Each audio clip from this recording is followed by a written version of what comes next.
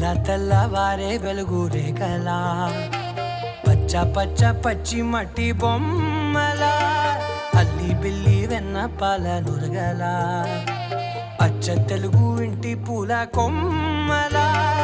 దేవదేవుడే పంపగా ఇలా దేవతే మా ఇంట అడుగే పెట్టెనంట బ్రహ్మ కళ్ళలో కాంతులే మా అమ్మలా మా కోసం మళ్ళీ లాలి పాడేనంట.